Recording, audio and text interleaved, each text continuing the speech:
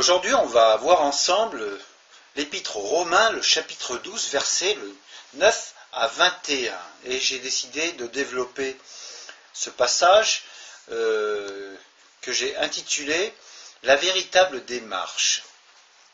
Alors, au verset 9, il est dit que la charité soit sans hypocrisie, ayez le mal en horreur, attachez-vous fortement au bien. Que la charité soit sans hypocrisie nous ramène à 1 Pierre chapitre 5, verset 5, qui nous dit que Dieu résiste aux orgueilleux, mais qu'il fait grâce aux humbles. L'orgueilleux recherche la gloire, mais de quelle gloire s'agit-il? Galates chapitre 6, verset 4 nous invite à nous glorifier que par rapport à nous-mêmes. Si je me glorifie de mes œuvres, ma gloire est vaine. Car en Jean chapitre 15, verset 5, il est dit que Jésus nous dit que sans lui, nous ne pouvons rien faire. Donc, Galates chapitre 6, verset 4, nous invite à nous glorifier de ce que Christ agit en nous. Au verset 10, par amour fraternel, soyez pleins d'affection les uns pour les autres, par honneur, usez de prévenance réciproque. Galates chapitre 6, verset 1 est une exhortation en nous disant, mais faites preuve de douceur. Restons donc vigilants quant à la façon dont nous avons de nous y prendre avec ceux qui sont à reprendre. Au verset 11, ayez du zèle et non de la paresse, soyez fervents d'esprit, servez le Seigneur. Alors en 1, le zèle c'est avoir de l'ardeur, de l'empressement, du dévouement mis au service d'une cause ou d'une personne ou à l'accomplissement d'une tâche. En 2, c'est avoir une foi active dans la ferveur et la dévotion. Le zèle est une ardeur, un engagement complet dans ce que l'on fait. Notre texte l'oppose à la paresse, qui est une répugnance à l'effort, un goût pour l'inaction, une apathie. L'apôtre Paul nous exhorte à la ferveur, à l'enthousiasme pour servir le Seigneur. Au verset 12, réjouissez-vous en espérance, soyez patients dans l'affliction, persévérez dans la prière.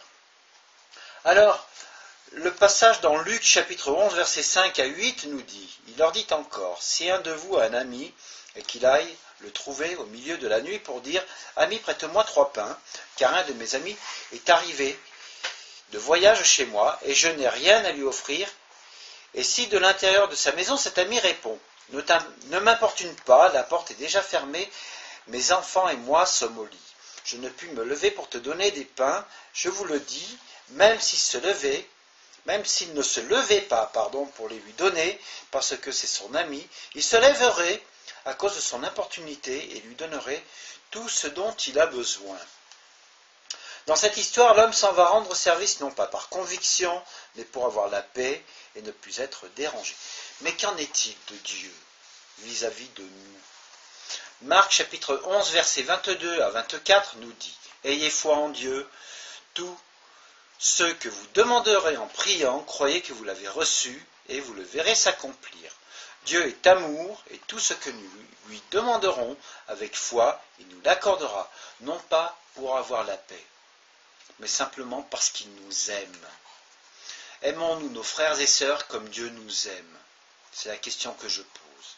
Au verset 13, pourvoyez aux besoins des saints, exercez l'hospitalité. Quand le verset 13 nous dit pourvoyez aux besoins des saints, c'est-à-dire aux besoins des frères et sœurs, car nous sommes appelés à être saints. L'hospitalité chrétienne, Jésus s'identifie à ceux qui sont dans le besoin. Les affamés, les assoiffés, les étrangers, ceux qui sont nus, les personnes qui sont en prison, etc., etc. Chaque fois que vous l'avez fait, l'un des plus petits qui sont mes frères, c'est à moi que vous l'avez fait, nous dit Jésus en Matthieu chapitre 25, verset 40. Pour voir aux besoins des saints, des membres de notre communauté, rejoint Galates chapitre 6, verset 2, qui nous exhorte à la solidarité. Toute hospitalité, toute solidarité, toute réponse aux besoins des autres est imprégnée de ce merveilleux échange entre Dieu et l'homme et cette rencontre de Dieu en tout homme et spécialement dans le plus faible, le plus petit, le plus fragile, le plus souffrant.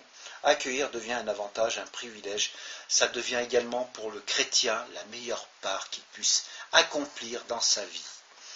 Au verset 14, bénissez ceux qui vous persécutent, bénissez et ne maudissez pas. Il est difficile, et je le reconnais aisément, d'aimer ceux qui nous font souffrir. Mais n'oublions jamais les paroles de notre Seigneur sur la croix.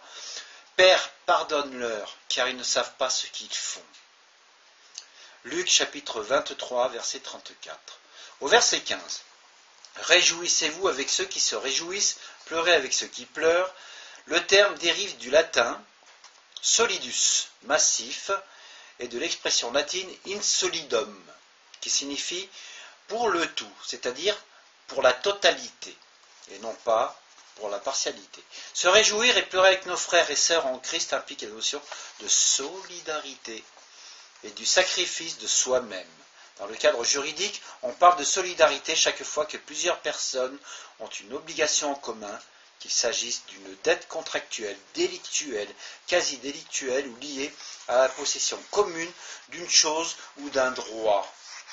Par exemple, pour les membres d'une indivision, c'est-à-dire l'Église, qui ne peut être divisée. Nous sommes censés être solidaires les uns des autres. La notion de solidarité est donc liée à celle de société, qu'elle soit de droit ou de fait.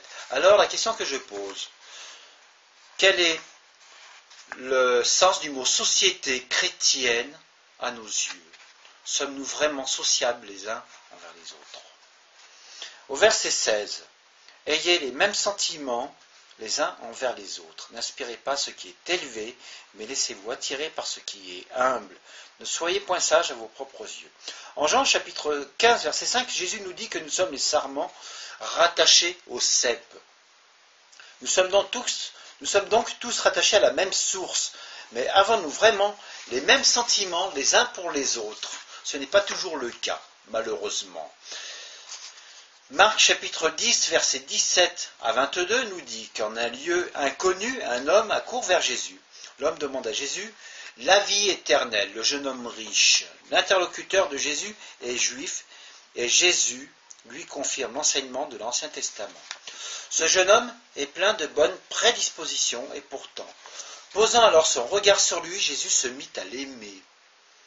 Jésus savait exactement ce qu'il y avait dans le cœur de cet homme, et qu'il serait attristé. Car il est écrit au verset 21, Jésus le regarda avec amour. Ce jeune homme se trouvait dans une situation plutôt embarrassante, car il lui est dit de vendre ses biens et d'en faire profiter aux pauvres. Tout ce qui pouvait socialement élever ce jeune homme a soudainement détruit son univers, car au verset 22, il est dit qu'il était en proie à une grande tristesse. Ce jeune homme aspirait à ce qui était élevé, autrement dit, les richesses de ce monde. Sommes-nous rattachés à ce monde, ou sommes-nous dans ce monde sans plus en faire partie? Laissez-vous attirer par ce qui est humble, nous ramène à 1 Pierre chapitre 5, verset 5, qui dit que Dieu résiste aux orgueilleux, mais qu'il fait grâce aux humbles. Où donc se trouve la vraie sagesse du disciple de Jésus?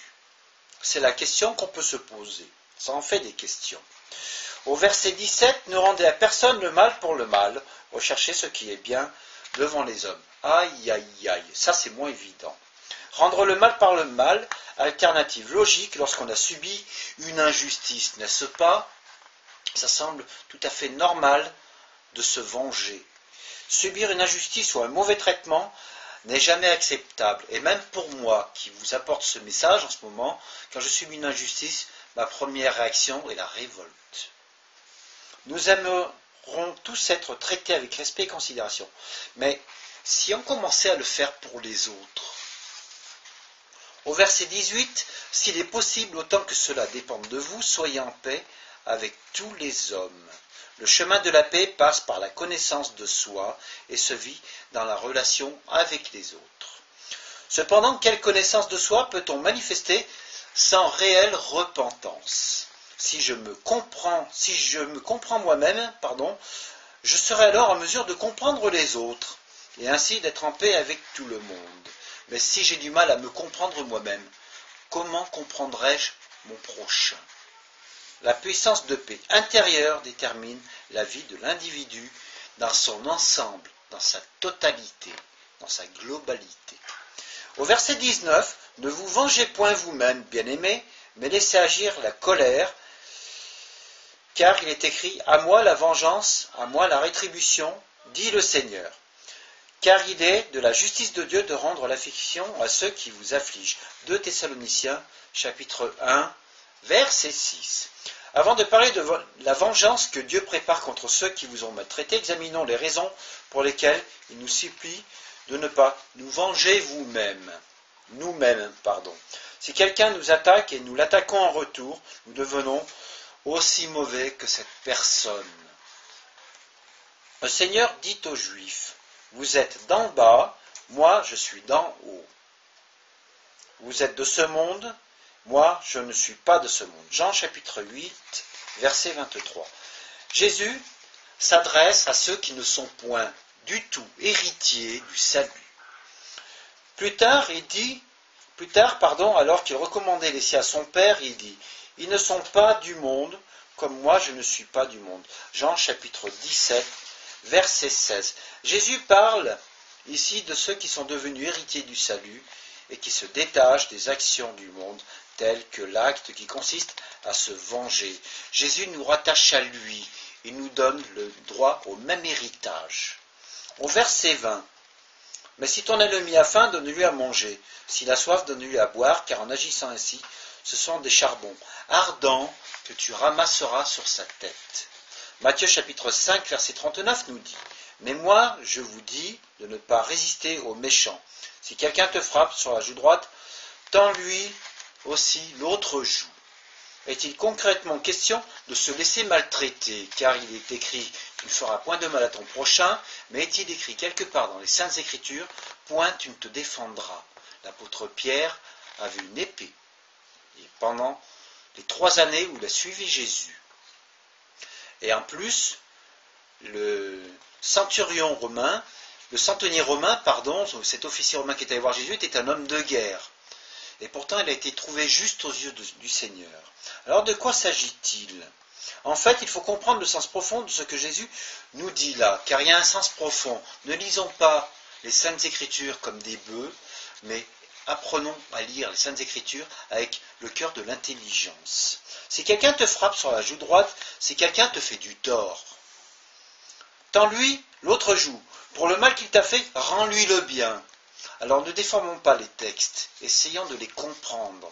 Si on a du mal à les comprendre, alors qu'on se fasse aiguiller par quelqu'un qui a la connaissance des Écritures. Je construis aisément la difficulté qu'il peut y avoir à nourrir ceux qui aiment à me faire du mal. Et moi personnellement aussi, si mon voisin m'importune, j'aurai du mal à lui dire bonjour ou même à lui rendre service. Mais mon cœur de chrétien, ma nature chrétienne, ma nouvelle nature me poussera à agir à l'encontre des sentiments humains. Mais suis-je prédisposé à emboîter mes pas dans ceux de mon Seigneur et Maître, Jésus-Christ? Rendre le bien pour le mal qu'on a reçu ne pourra qu'augmenter les possibilités de voir mes ennemis devenir mes amis. Au verset 21, ne te laisse pas vaincre par le mal, mais surmonte le mal par le bien. Ne te laisse pas vaincre par le mal, mais sois vainqueur du mal par le bien. Romains chapitre 12, versets 17 à 21. Le Seigneur Jésus nous a donné le pouvoir de marcher sur les serpents et les scorpions et sur toutes les puissances de l'ennemi, et rien ne pourra nous nuire, nous assure Luc chapitre 10, verset 19. Plusieurs chrétiens pensent que le péché est une fatalité, et non, car ils disent la chair est faible, et ils trouvent ainsi un prétexte dans le but de commettre de mauvaises œuvres, en se disant je vais commettre des mauvaises œuvres puisque c'est ma nature humaine. Si quelqu'un est en Christ, il est une nouvelle créature. Toi qui m'écoutes en ce moment, es-tu devenu une nouvelle créature? Les choses anciennes sont passées. Voici toutes choses sont devenues nouvelles. Est-ce que les choses anciennes sont réellement passées dans ta vie? Est-ce que les choses sont vraiment devenues nouvelles à tes yeux? 2 Corinthiens chapitre 5 verset 17. Et toi, au vu de cette vidéo, penses-tu être devenu une nouvelle créature ou as-tu encore un long chemin, un long parcours de vie et de recherche à parcourir?